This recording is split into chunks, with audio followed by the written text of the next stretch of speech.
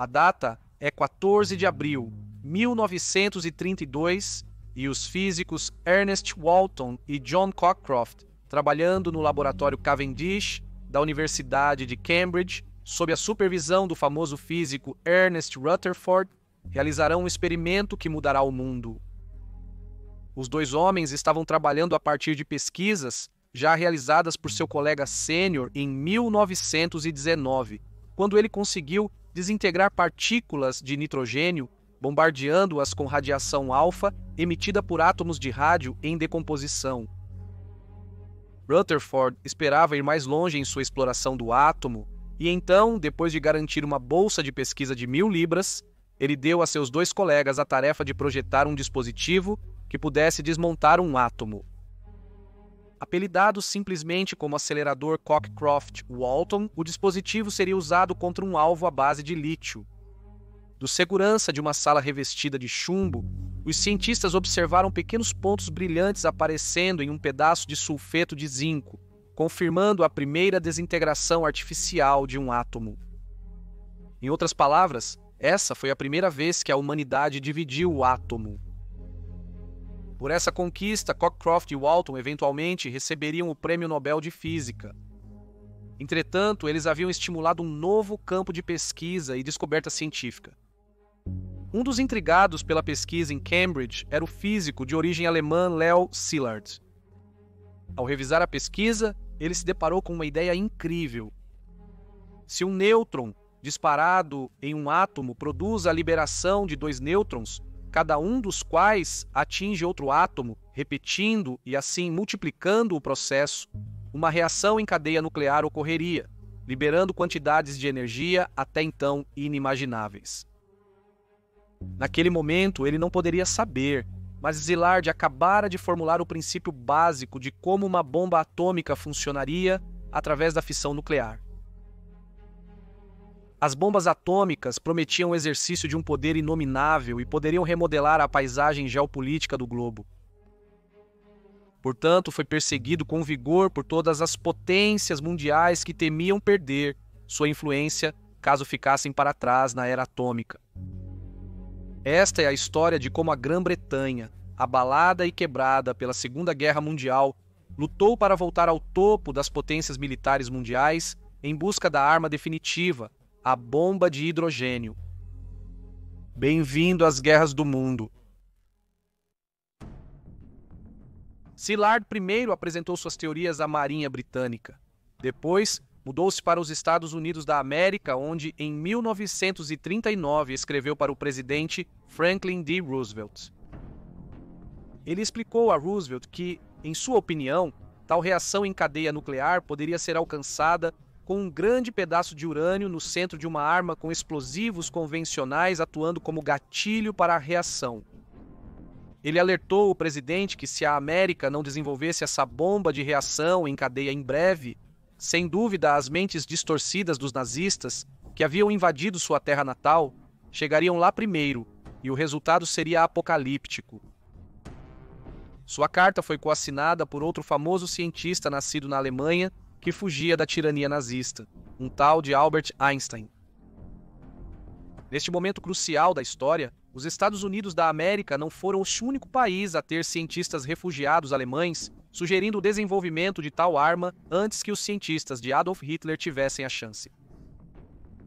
De volta à Grã-Bretanha, Otto Frisch e Rudi Peleres apresentaram seus próprios conceitos para uma bomba de reação em cadeia.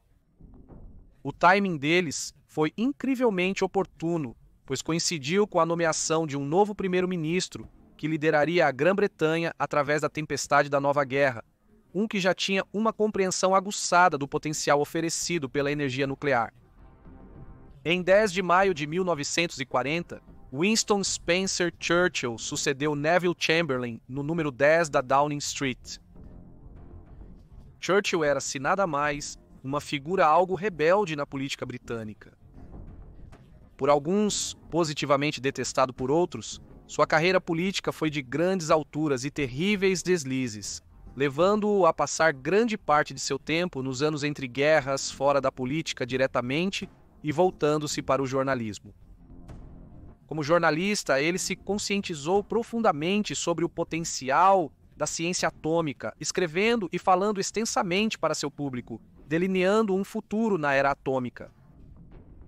Usando seu entendimento da ciência e seu novo poder, Churchill autorizou o início dos trabalhos em uma bomba atômica, esperando que fosse a primeira do mundo. Enganosamente apelidado de Tube Alloys, o projeto que envolveu cientistas britânicos, canadenses e refugiados alemães, investigou tanto as armas atômicas quanto a energia atômica, e estava em um estágio avançado de pesquisa no momento em que os Estados Unidos entraram na guerra em dezembro de 1941. Além das dificuldades técnicas inerentes a tal empreendimento científico, o Tube Alloys sempre enfrentou dois grandes obstáculos para alcançar seu objetivo. O primeiro era que a Grã-Bretanha, sitiada por submarinos e tendo que apoiar guerras na África do Norte e Ásia contra os japoneses, não tinha os recursos desejados pela equipe, pois eram necessários para manter o esforço bélico em outros lugares.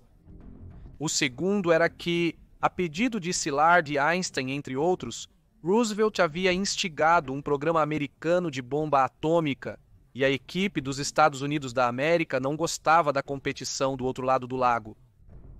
Churchill teve que concordar que dois projetos separados de bomba atômica dos aliados era contraproducente.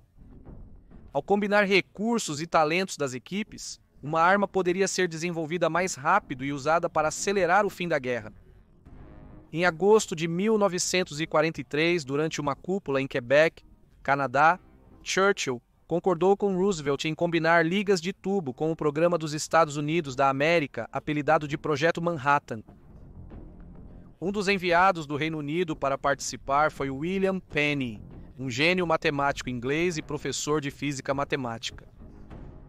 Sua nomeação para liderar a delegação britânica do Projeto Manhattan, na verdade, foi oposta pela Marinha Real, que o via como muito valioso para perder para os Yankees, devido às suas inestimáveis contribuições para a preparação para o dia D. Mas as necessidades do Projeto Manhattan foram vistas como maiores. Apesar da relutância inicial de seus colegas americanos em incluí-lo e a seus colegas anglo-canadenses, Penny logo ganhou o respeito deles. O diretor do Projeto Manhattan, Major General Leslie Groves Jr., comentou que Penny, junto com Robert Oppenheimer, era um dos cientistas cujas opiniões ele mais buscava, porque geralmente eram as mais sensatas. Com a expertise e pesquisa britânica e canadense, adicionadas ao trabalho americano e alemão livre já realizado, o Projeto Manhattan avançou comparativamente rápido. O historiador nuclear americano Richard Rhodes, vencedor do Pulitzer, disse em entrevista ao canal 4 do Reino Unido em 1997 que sem a contribuição britânica e canadense, técnica e politicamente, os Estados Unidos da América talvez não tivessem continuado o projeto, dado o vasto recursos envolvidos, equivalentes ao esforço de colocar um homem na Lua apenas 2 décadas depois. No entanto, apesar da estreita cooperação, a equipe dos Estados Unidos da América envolveu seus colegas estrangeiros apenas em tarefas específicas, o que significava que nem mesmo Penny tinha uma visão geral clara da tarefa sendo realizada. Assim, quando em 16 de julho de 1945, o projeto realizou o primeiro teste de bomba atômica da história. No local de teste Trinity, no Novo México, a equipe britânica não tinha certeza de como funcionava, apenas das partes que tinham conhecimento teórico ou nas quais haviam trabalhado pessoalmente. Eles presumiram que eventualmente teriam acesso aos segredos restantes com o tempo. Afinal, eles entregaram suas pesquisas e conhecimentos na boa fé de que compartilhariam seus frutos. Porém, surpreenderam-se desagradavelmente. Apenas um mês após os bombardeios atômicos de Hiroshima e Nagasaki, os formuladores de políticas americanos se envolveram em uma pequena revisão da história. A bomba atômica se tornou uma arma totalmente americana e, no mundo pós-guerra, eles buscaram estabelecer um monopólio sobre as armas nucleares. Quando um desertor soviético implicou cientistas britânicos e canadenses em passar segredos atômicos para Moscou no início de 1946, os americanos guardaram ainda mais seus segredos de superarmas. Menos de um ano após a guerra, os Estados Unidos da América assinaram o Ato McMahon, proibindo o compartilhamento de segredos nucleares até com a Grã-Bretanha e suspendendo a cooperação futura. Penny e sua equipe retornaram à Grã-Bretanha, sentindo-se enganados, mas não foram os únicos.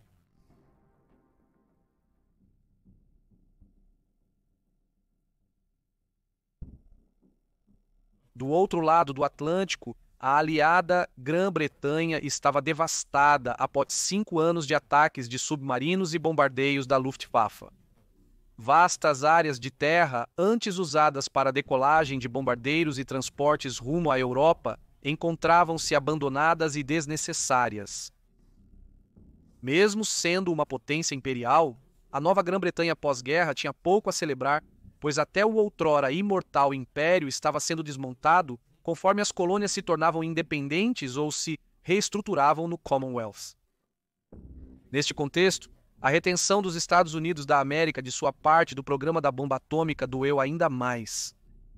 Enquanto seu poder econômico e imperial estava diminuindo, ser uma potência nuclear parecia oferecer um substituto ideal e permitiria a Londres manter sua influência no cenário mundial.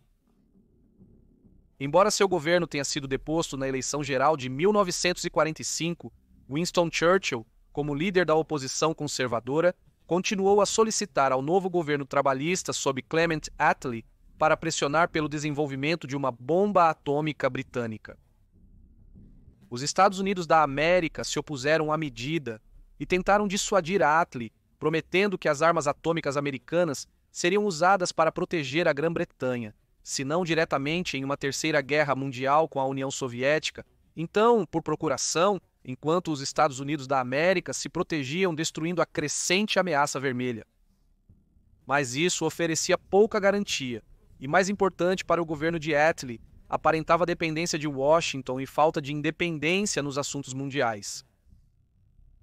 Assim, quando um comitê ministerial se reuniu em 8 de janeiro de 1947 para tratar da questão de avançar ou não com o projeto, já era uma conclusão inevitável. No entanto, não foi sem controvérsia. Os recursos e o dinheiro necessários seriam imensos em um momento em que a Grã-Bretanha se esforçava para reconstruir e modernizar sua infraestrutura. Mas como o secretário de Relações Exteriores britânico, Ernest Bevin, colocou, citação, "Temos que ter essa coisa aqui, custe o que custar. É necessário ter a Union Jack no topo disso." Fim da citação. Havia também a esperança de que, se a Grã-Bretanha demonstrasse aos Estados Unidos seu potencial para construir um arsenal nuclear próprio, então eles poderiam ser convencidos a compartilhar seus segredos nucleares, permitindo que Londres comprasse armas nucleares prontas dos Estados Unidos da América, em vez de projetar e construir futuras armas a um custo maior. Mais uma vez, seria Penny a liderar o esforço britânico, ele não apenas sendo o mais experiente, mas, como se veria, ainda tinha muitos colegas americanos com quem ele poderia discutir certos problemas quando a necessidade surgisse. Ele recorreu a cientistas e engenheiros que conhecia de seu trabalho anterior e juntos começaram a trabalhar na bomba britânica, cuja importância parecia apenas crescer para Attlee e seu governo, que agora tinham que lidar com uma União Soviética cada vez mais hostil, uma hostilidade que, em 1947, levaria ao fechamento de todas as rotas terrestres para Berlim Ocidental, resultando no bloqueio de Berlim. Inicialmente, com o codinome óbvio, pesquisa de explosivos de alta potência, Penny e sua equipe iniciaram o trabalho no Royal Arsenal em Woolwich.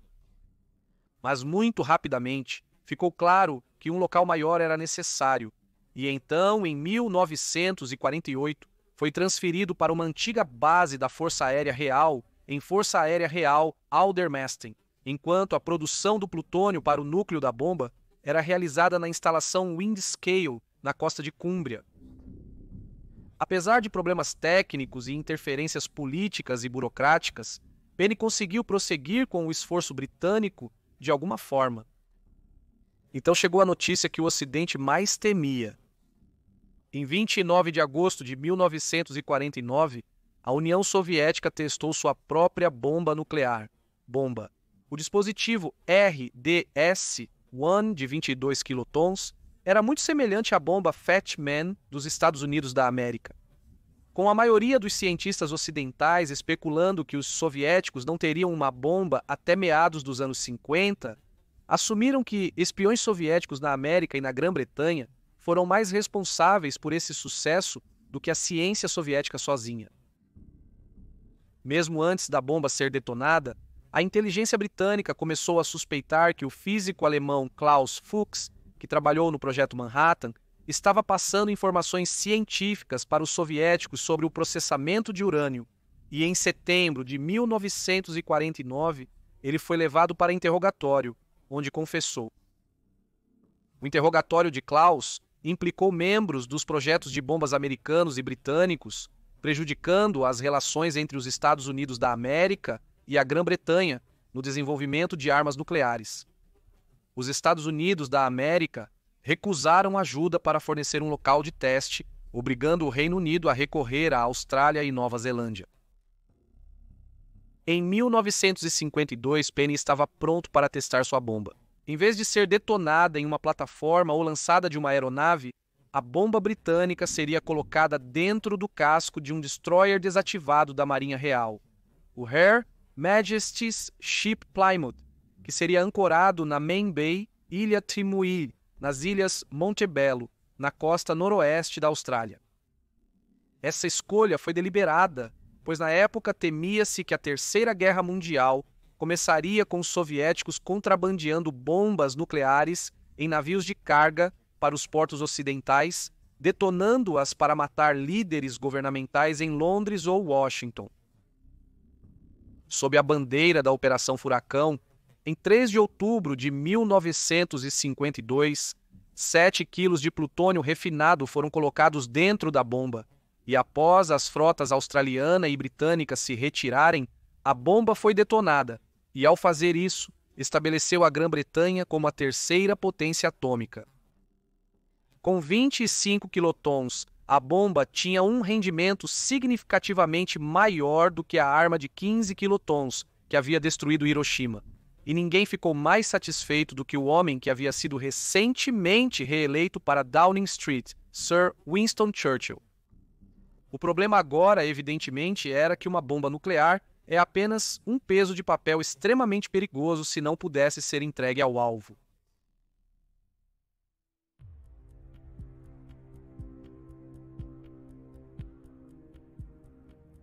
Logo após a guerra, o Comando de Bombardeiros da Força Aérea Real tinha abundância de aeronaves para cumprir sua missão principal de bombardeio estratégico, devido ao extenso programa britânico de fabricação durante a guerra.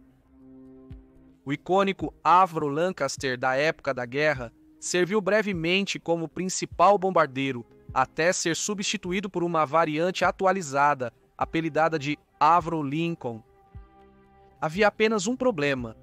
Essas aeronaves haviam se tornado obsoletas pela chegada dos caças a jato e pelas melhorias na tecnologia de radar que os guiaria até os bombardeiros. Uma graça salvadora para o comando veio em 1949, na forma do belamente clássico bombardeiro a jato de 2 motores English Electric Canberra.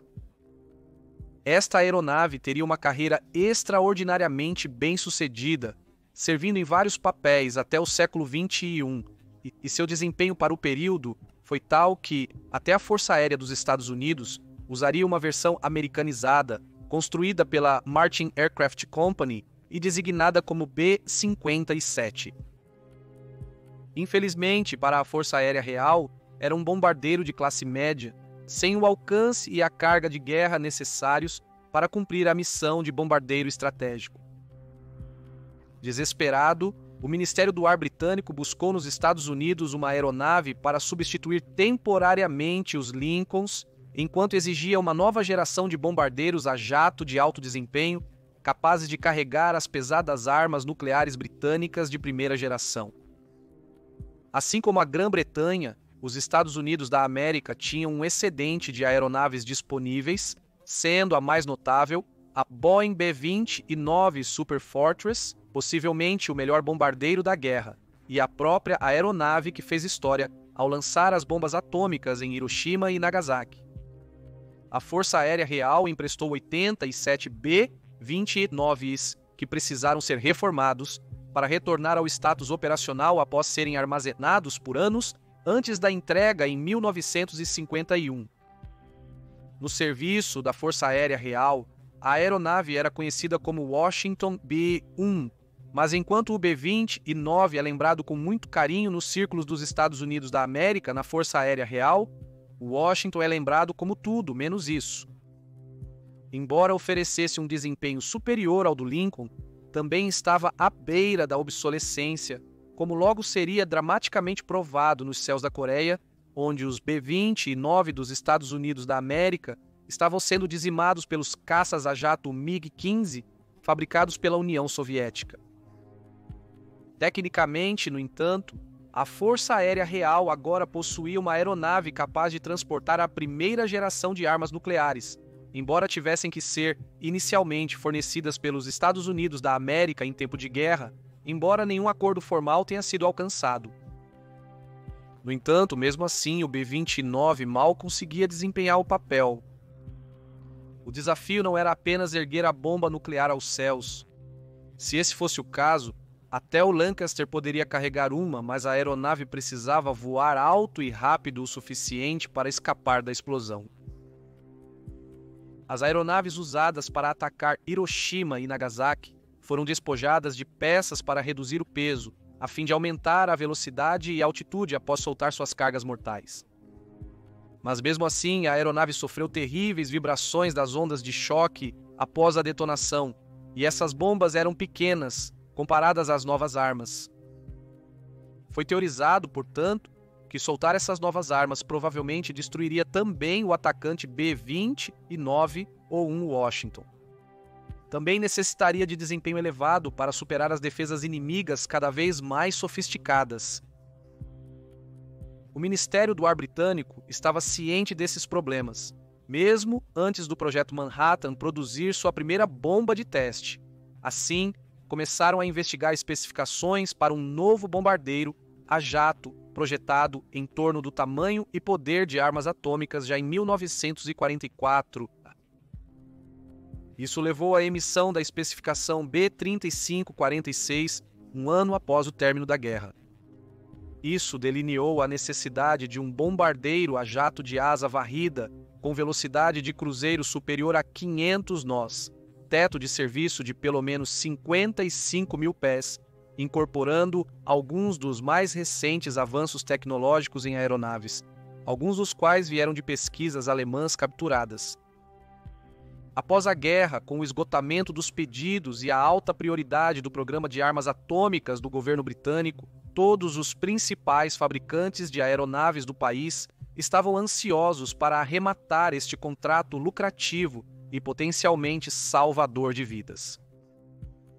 Não querendo arriscar, o governo britânico decidiu selecionar 2 designs para produção, vindos da Avro e da Handley Page.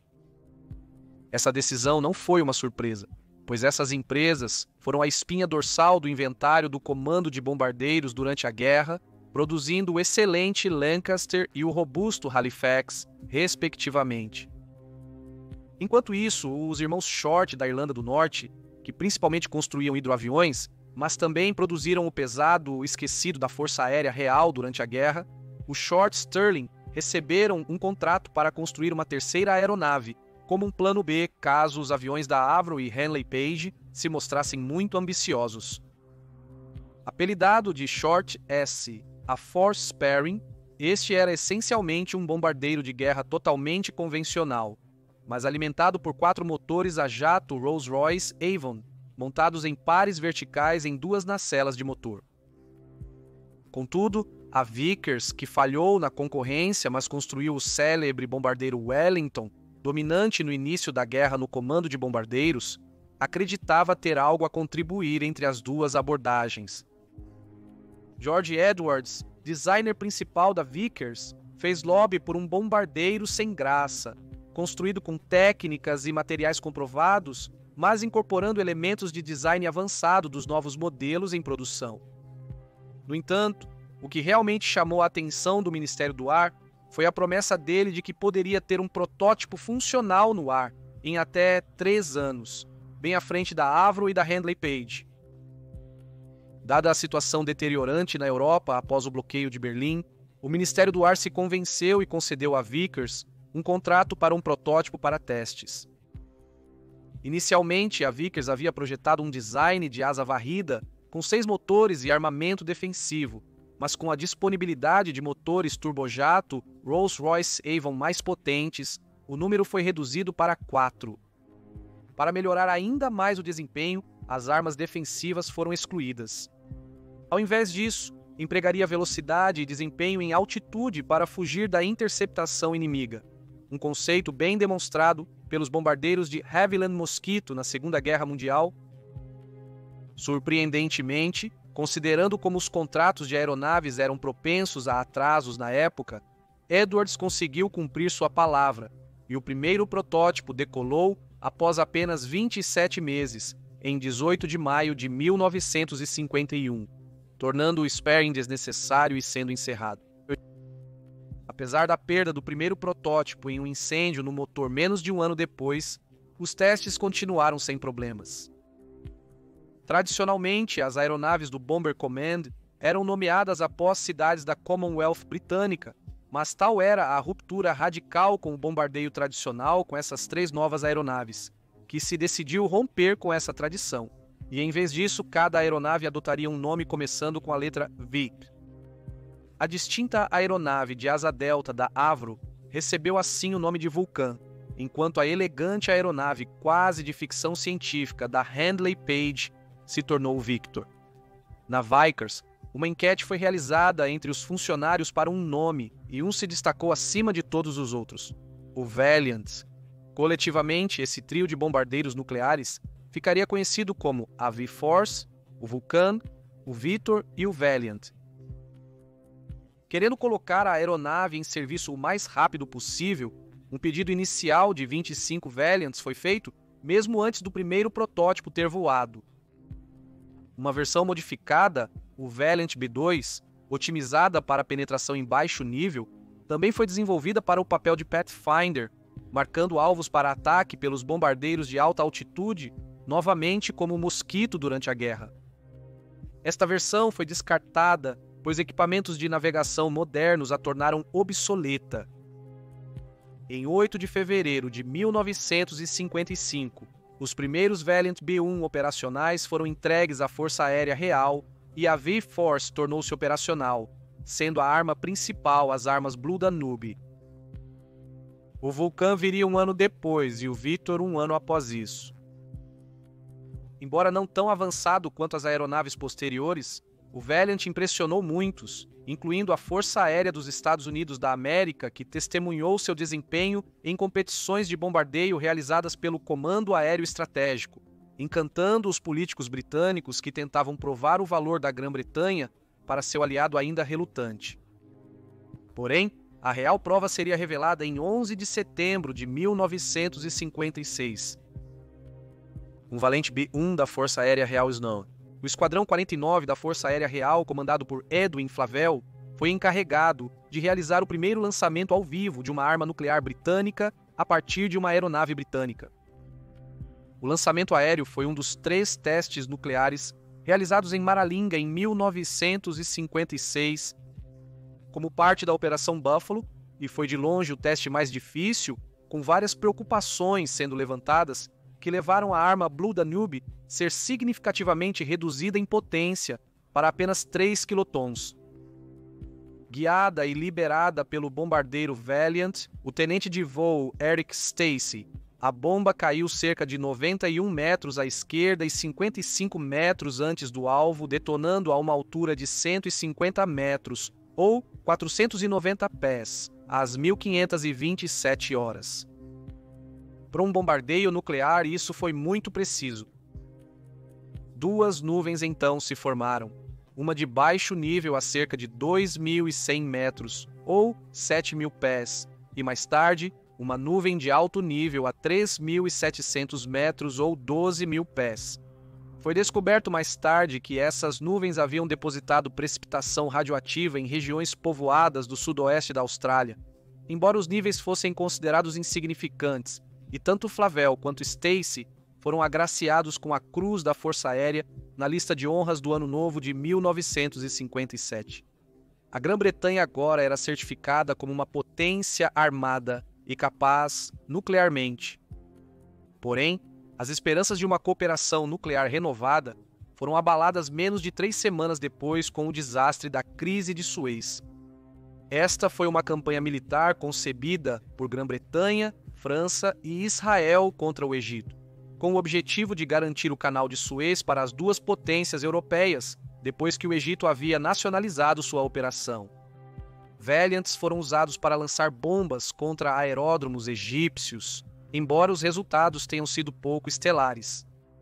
A empreitada foi realizada sem consultar os Estados Unidos da América, deixando o presidente Dwight D. Eisenhower furioso por ter sido enganado por 2 aliados europeus principais e porque a operação desviou a atenção dos eventos na Hungria, onde uma revolta em Budapeste contra o governo pró-soviético estava sendo esmagada por tanques do Exército Vermelho.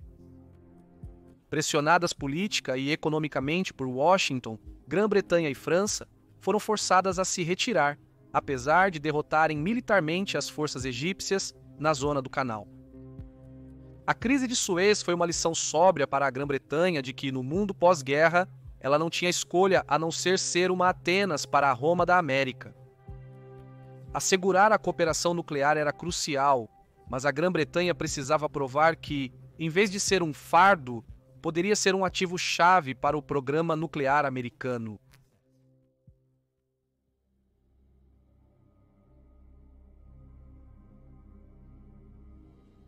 Apesar do Reino Unido demonstrar que tinha as ferramentas e o talento para um programa nuclear, as armas produzidas por Penny já pareciam desatualizadas. Semanas após o êxito da Operação Furacão, os Estados Unidos da América testaram a bomba de hidrogênio, a próxima geração de armas nucleares. Em vez de usar a fissão nuclear para dividir um átomo, uma bomba de hidrogênio, também conhecida como bomba termonuclear, funciona fundindo isótopos de hidrogênio para gerar um enorme poder explosivo. É tão poderosa que, na verdade, requer uma bomba atômica de fissão de primeira geração como gatilho para iniciar o processo. Apelidada de Ivy Mike, a primeira bomba de hidrogênio foi detonada pelos Estados Unidos em 1º de novembro de 1952 e produziu um rendimento na ordem de 10,4 megatons, um impressionante 700 vezes mais poderosa que a bomba de Hiroshima. A chegada da bomba de hidrogênio trouxe vários problemas para o governo de Churchill. Primeiro, frustrou as esperanças de que a Operação Furacão convenceria os Estados Unidos da América a revogar a Lei McMahon e renovar a cooperação no desenvolvimento de armas nucleares. Os Estados Unidos da América intensificaram suas políticas protecionistas em relação a essa nova superarma, temendo perder o controle sobre ela. Então, menos de um ano após Ivy Mike, os soviéticos detonaram sua própria bomba de hidrogênio, embora consideravelmente menos poderosa, levando o governo britânico a ponderar se também deveria começar a trabalhar em bombas de hidrogênio, ou apenas em melhorar suas bombas de fissão, que ainda tinham um papel tático útil em mirar aeródromos e áreas de concentração para exércitos hostis, mas que não tinham o fator de dissuasão das armas de hidrogênio dos Estados Unidos da América ou soviéticas, deixando a posição da Grã-Bretanha consideravelmente mais fraca. Neste momento crucial, o governo de Churchill enfrentava outro problema crescente. O mundo se tornou cada vez mais consciente dos perigos das armas nucleares e, consequentemente, houve um crescente apelo por uma proibição internacional dos testes atmosféricos de tais armas. Nos Estados Unidos, essa proibição realmente se adequava à administração Eisenhower, que já tinha o know-how para armas termonucleares e via a proibição como uma maneira de restringir o desenvolvimento soviético, embora também fizesse o mesmo para o projeto britânico. Esse movimento só foi exacerbado por um incidente envolvendo um barco de pesca japonês, o Lucky Dragon 5, que foi contaminado pela precipitação nuclear de um teste dos Estados Unidos da América no atol de Bikini em 1º de março de 1954, o que acabou levando à morte de um dos seus tripulantes. Apesar das garantias ao presidente Truman antes de passar o poder para Eisenhower de que a Grã-Bretanha não tinha interesse em desenvolver uma arma de classe Megaton, em 1954, Churchill autorizou o início dos trabalhos. Churchill anunciou a decisão ao seu gabinete em 7 de julho, mas mal havia um consenso, e levaria quase 3 semanas de intenso debate antes que ele pudesse alinhar seu governo. Em 19 de julho, o governo britânico estabeleceu a Autoridade de Energia Atômica do Reino Unido para regular e coordenar o programa nuclear britânico, com Penny permanecendo no comando do grupo de armas em Aldermaston. Sob instrução de Churchill, Penny e sua equipe voltaram à prancheta e começaram a trabalhar no projeto de uma bomba de hidrogênio britânica. Ao mesmo tempo, foram realizados trabalhos para aumentar o rendimento e a eficiência das bombas atômicas britânicas existentes, levando a uma série de testes apelidados de Operação Mosaico, ocorrendo na costa da Austrália, nas Ilhas Montebello. Esses testes eram relacionados ao projeto da bomba de hidrogênio, mas não eram as bombas em si. O governo britânico prometeu ao governo australiano que nenhuma dessas armas seria testada na Austrália. Em vez disso, os 2 testes Mosaico exploraram o uso de lítio-6 e deutério para aumentar o rendimento das bombas. O primeiro dispositivo foi detonado em 16 de maio, seguido pelo segundo em 19 de junho. A última arma teve um rendimento na ordem de 60 quilotons, tornando-a a maior arma já testada em solo australiano. Simultaneamente, a fabricante de aeronaves Avro desenvolvia um míssil ar-solo para transportar futuras ogivas nucleares britânicas ao alvo a longas distâncias e altíssimas velocidades. A arma Blue Steel permitia que os bombardeiros 5 não precisassem mais sobrevoar o alvo fortemente defendido por caças soviéticos e mísseis terrestres durante a guerra, aumentando suas chances de sobrevivência. Menor e mais rápido que os bombardeiros, o Blue Steel tinha maior probabilidade de romper as defesas soviéticas. Em meados dos anos 50, a tecnologia de armas nucleares da Grã-Bretanha parecia pronta para rivalizar com os Estados Unidos da América ou os soviéticos. Eles só precisavam provar que conseguiriam detonar com êxito uma bomba de hidrogênio para alcançar a igualdade novamente.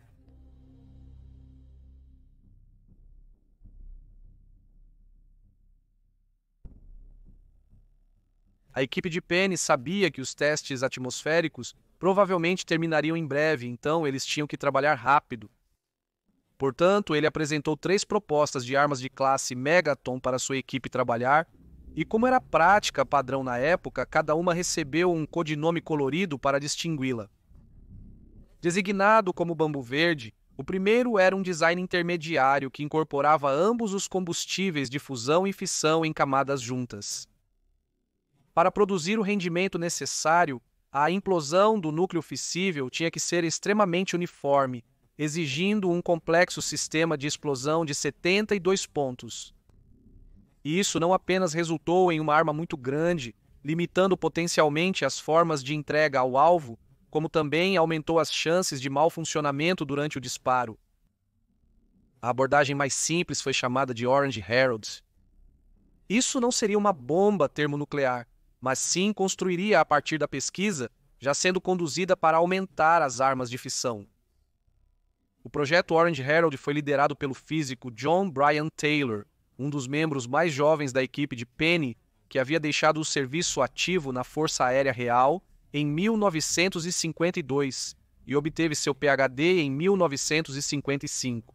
Mas ele provou ter um intelecto aguçado e um futuro muito promissor à sua frente.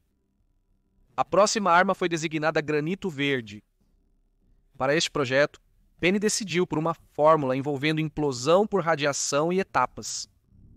Haveria 3 etapas que ele chamou de Tom, Dick e Harry, sendo Tom a etapa primária envolvendo uma bomba de fissão padrão. A detonação da bomba Tom produziria radiação para implodir uma segunda etapa, dispositivo de ignição de compressão, outro dispositivo de fissão, que por sua vez implodiria Harry, um terciário termonuclear. Havia algum desacordo entre a equipe de Penny, no entanto, sobre se o combustível termonuclear de reforço deveria ser colocado dentro do núcleo vazio, como no Orange Herald, ou envolto ao redor dele, como no Green Bamboo. Ao mesmo tempo, Penny se viu tendo que cortejar cada vez mais o governo e o povo australiano para manter seu apoio aos testes nucleares. Nesse sentido, a natureza modesta e quase tímida do cientista lhe rendeu muito crédito aos olhos do público australiano, pois ele era um contraste gritante com as personalidades agressivas e muitas vezes arrogantes que eles esperavam dos políticos e líderes britânicos. No entanto, ainda havia resistência aos testes de bombas de hidrogênio em ou perto do território australiano. Ao notar que as Ilhas Montebello não serviam para o programa termonuclear, os políticos britânicos buscaram outros locais de teste em potencial. Em um determinado momento, chegou-se a propor que os testes fossem realizados na Antártica, embora isso, sem dúvida, teria provocado oposição generalizada de amigos e inimigos. Diversas ilhas do Pacífico Sul, algumas administradas pela Nova Zelândia, também foram consideradas. Contudo, o primeiro-ministro neozelandês Sidney Holland, ciente da crescente oposição aos testes nucleares entre sua população e com uma eleição geral próxima em 1957, rejeitou os pedidos britânicos. À medida que o trabalho nas bombas avançava, a escolha foi reduzida à Ilha Malden ou Ilha McKean, na região do Pacífico Central. As duas ilhas desabitadas eram reivindicadas e administradas conjuntamente pelos Estados Unidos e pela Grã-Bretanha, algo único. Malden tornou-se a favorita após pesquisas aéreas e marítimas realizadas pela Força Aérea Real e pela Marinha Real da Nova Zelândia. O primeiro-ministro Holland ainda estava disposto a cooperar com os testes se ocorressem em outro local. Com Malden escolhida como local de teste, a principal base para o pessoal militar e científico, bem como para os muitos observadores, seria estabelecida na Ilha Christmas, agora conhecida como Kirimati, a cerca de 400 milhas náuticas ao norte. Ao sul situava-se a Ilha Penryn, utilizada pela Força Aérea dos Estados Unidos da América como local de monitoramento técnico e estação meteorológica. À medida que o trabalho começava para preparar a área para a massiva devastação que seria causada, o governo britânico deu um codinome para os testes. Codinome Grapple.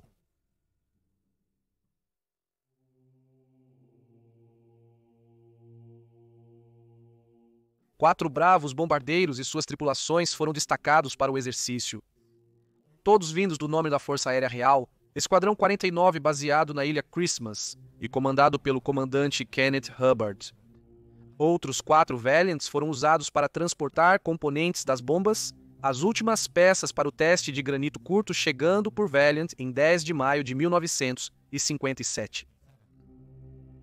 Embora a posição oficial dos Estados Unidos ainda fosse em grande parte contrária aos testes por medo de perder seu monopólio, a Força Aérea dos Estados Unidos, no entanto, fez grandes esforços para apoiar seus aliados, fornecendo bases nos Estados Unidos da América e no Havaí para as tripulações desses voos de entrega para reabastecer e descansar.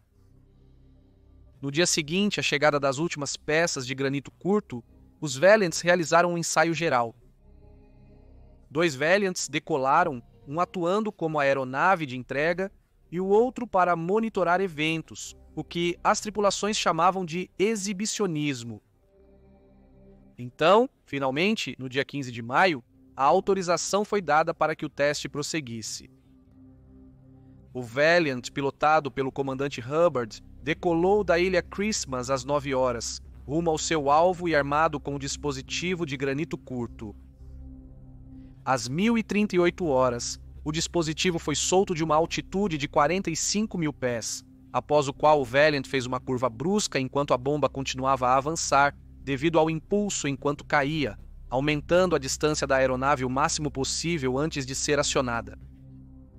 Para a tripulação, eles voavam à noite, pois todas as janelas foram cobertas antes do lançamento para proteger seus olhos do flash cegante. A bomba detonou 52 segundos após o lançamento. Pelas pequenas brechas das persianas nas janelas dos Valiants, brilhantes feixes de luz iluminaram as molduras. Segundos depois, o Valiant de Hubbard e a aeronave da arquibancada tremeram quando a onda de choque os atingiu. Uma segunda explosão menos intensa ocorreu quando as ondas de choque que atingiram o solo refletiram para o ar. A bomba foi programada para detonar a 9.000 pés acima do solo, visando reduzir a poeira irradiada que causaria precipitação radioativa. Analisando os resultados da explosão nas horas que se seguiram, Penny ficou um tanto decepcionada com todo o evento. A explosão foi apenas uma fração do que ele pretendia, resultando em apenas 300 quilotons na região. Também foi descoberto mais tarde que a equipe de Hubbard errou o alvo por 382 metros. Embora ao mirar em um aeródromo ou uma pequena cidade, a arma ainda era provável que obliterasse tudo. Apesar dos relatórios de Penny indicarem o contrário, o governo britânico declarou o teste um sucesso, sendo vagos sobre se a Grã-Bretanha era realmente uma potência termonuclear. Enquanto isso, Penny decidiu que agora iria cancelar o teste de granito verde e, em vez disso, modificar o design do granito curto para produzir um novo design, granito roxo. Ele apresentaria urânio 235 adicional e uma caixa externa de alumínio.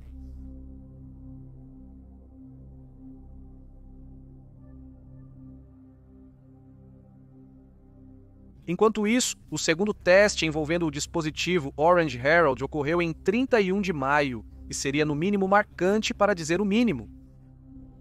Novamente, a arma seria transportada pelo Valiant Chicks D-822, só que desta vez pilotada pelo líder do esquadrão Dave Roberts. O voo até o ponto de entrega foi tranquilo, e às 1044 horas, o dispositivo Orange Herald foi liberado do compartimento de bombas do Valiant. Enquanto a arma caía, Roberts entrou na curva padrão de 60 graus para escapar da explosão total. Tal manobra, realizada apenas com instrumentos, dependia de um dispositivo conhecido como acelerômetro elétrico, que informa ao piloto sua velocidade à frente. Infelizmente, o dispositivo sensível falhou e Roberts e sua tripulação logo se encontraram à beira de uma parada enquanto tentavam limpar a área da explosão. Usando um backup mecânico improvisado e suas habilidades de pilotagem, Roberts conseguiu decolar a aeronave e escapar para uma distância segura enquanto a arma de fissão potencializada detonava. Apesar de não ser uma arma termonuclear, o governo britânico alegou o contrário, revelando a verdade apenas nos anos 1990. A pesquisa em armas baseadas em fissão potencializada havia sido válida. Orange Herald explodiu com um rendimento de pelo menos 720 quilotons, embora algumas estimativas o coloquem mais perto de 800. Permanece como a maior detonação de uma arma nuclear de estágio único na história. Se tudo falhasse, o exército britânico tinha, ao menos, uma arma destruidora de cidades à sua disposição, ainda que rudimentar. No entanto, sua rudimentaridade tinha um custo e exigia uma grande quantidade de material fissível caro.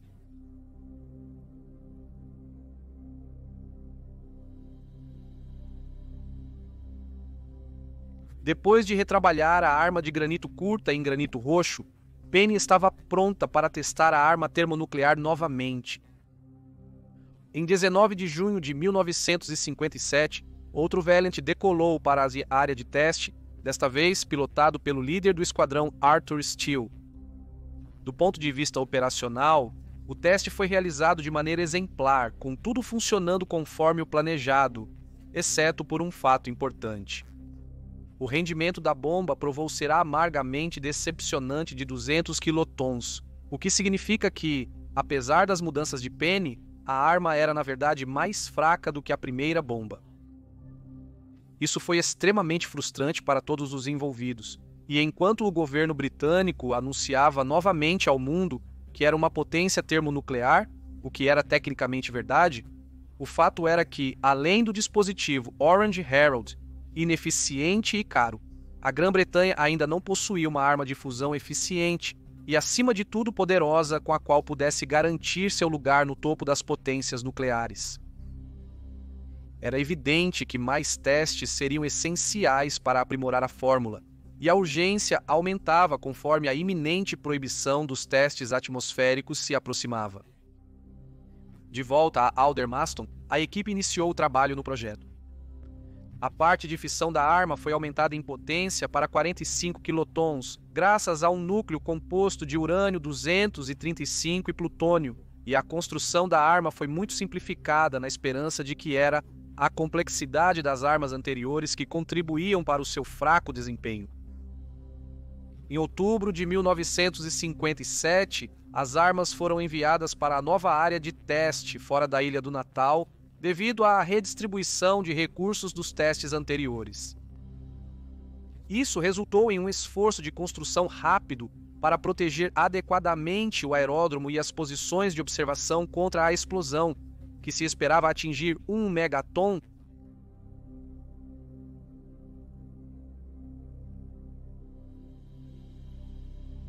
O teste estava marcado para 8 de novembro de 1957, mas o governo britânico atrasou o aviso necessário aos navios na área por segurança. As equipes do United States Ship Penny e do Força Aérea Real Valiant finalizaram as checagens e descansaram brevemente. Uma aeronave de patrulha marítima Força Aérea Real Shackleton, realizando uma varredura de segurança na área, descobriu algo que ameaçava arruinar todo o projeto. Nas primeiras horas, um cargueiro liberiano, o SSF, foi detectado navegando inadvertidamente para a área de teste. A tripulação do F desconhecia o aviso britânico, pois navegaram após sua emissão e estiveram majoritariamente incomunicáveis durante a travessia do extenso Oceano Pacífico. A tripulação do Shackleton tentou contatar o F por rádio, mas a maioria da tripulação parecia estar dormindo e a sala de rádio estava vazia. Assim, o Her Majesty's Ship Cossack foi direcionado para a posição do navio e parecia que o teste teria que ser cancelado, até que pouco depois das 6 horas, o Shackleton relatou que finalmente alguém a bordo do F havia respondido ao rádio e o navio navegou para a segurança. Desta vez, a mídia não foi convidada para os testes, mas havia 2 observadores dos Estados Unidos da América, na forma do contra-almirante da Marinha dos Estados Unidos da América General de Serviço Patrick, o diretor da Divisão de Energia Atômica no escritório do chefe de operações navais, e o brigadeiro-general da Força Aérea dos Estados Unidos da América, John W. White, o vice-chefe do projeto de armas especiais das Forças Armadas. A Marinha Real da Nova Zelândia também forneceu 2 navios para monitorar o clima, enquanto o destroyer britânico Her Majesty's Ship Cossack foi encarregado de fornecer segurança dentro da área de teste. Às 07h35, o Vickers Valiant Sachs D-824, pilotado pelo líder do esquadrão Barney T. Millett, começou a ligar seus motores com o dispositivo ominosamente apelidado de rodada A no compartimento de bombas de sua aeronave, e logo ele estava correndo pela pista. Novamente, um segundo valente se uniu a ele e sua tripulação na posição de destaque. Pouco mais de 1 hora depois, com as verificações finais concluídas e a autorização dada, a bomba foi liberada de sua aeronave sobre a área-alvo, após o que ele prontamente começou sua ação evasiva, se afastando da arma descendente enquanto ela se curvava para baixo em direção ao alvo. Às 08h47, a bomba detonou. De imediato, os observadores perceberam que o sucesso havia sido alcançado. A explosão foi não só maior do que qualquer coisa anterior, mas também superou as expectativas. Significativamente maior, na verdade, pois o rendimento desta bomba britânica, de fabricação britânica, acabaria sendo registrado em 1,8 megatons. A explosão, grande e inesperada, danificou vários edifícios e aeronaves estacionadas na ilha.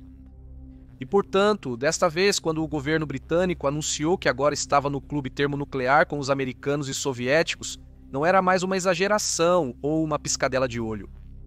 A Grã-Bretanha agora possuía a arma suprema.